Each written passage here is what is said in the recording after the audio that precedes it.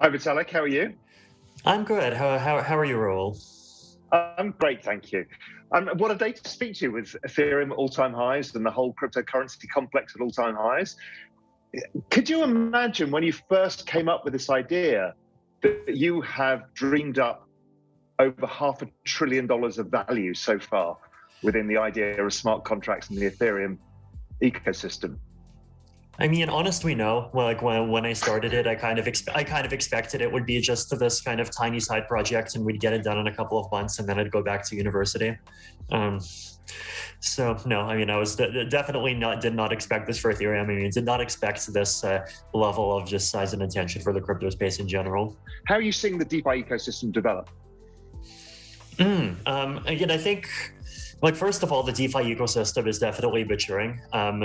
Just the fact that these projects are continuing to survive, and like, obviously there's like a lot of the kind of ones around the edges that that get hacked from time to time. But if you just focus on like the core ones, like the ones that have existed for a few years, like, the Maker, Uniswap, like all of the like ones that just people have been working on since the beginning, they're just continuing to be stable, continuing to do what people want them to do, continuing to just, grow and just provide the, whatever the functionality that people have been expecting of them. And I think trust in those platforms is just continuing to increase.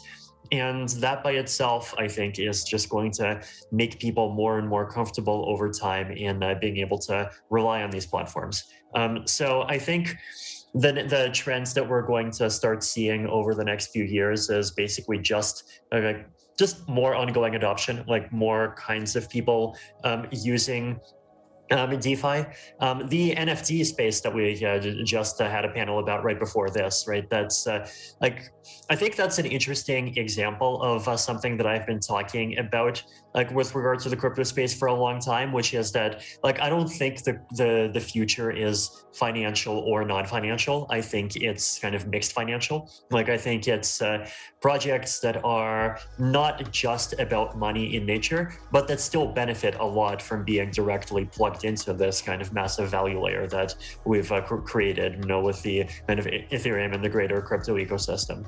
Like, if you have an NFT, like, buying and selling it requires an auction. That's smart contracts. Like, if you buy it, you might be buying it with a coin. Often a coin is DAI, and DAI is itself created by a DeFi platform.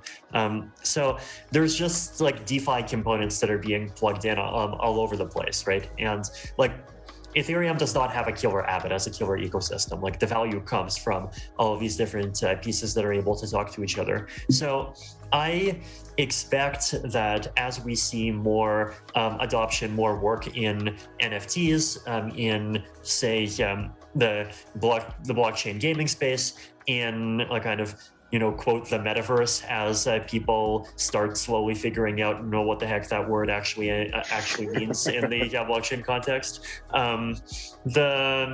As people keep figuring out how, like, what DAOs are actually for, like, all of these things are going to plug into financial layers of different kinds, right? And there's different kinds of financial layers. There's like the decentralized exchanges. There's the stable coins. There's all of the different versions of all of those things. There's different kinds of markets. And as more of these new applications keep bringing in new users, I think we're going to just see all these basic building blocks just keep on kind of prospering, growing, stabilizing themselves. Like, people will see more and more, like, which parts of DeFi land are really here to stay, and the parts of DeFi land that are here to stay are, like, I think they really will be here to stay, and I think we're going to just see a lot of value kind of slowly and steadily coming out of them.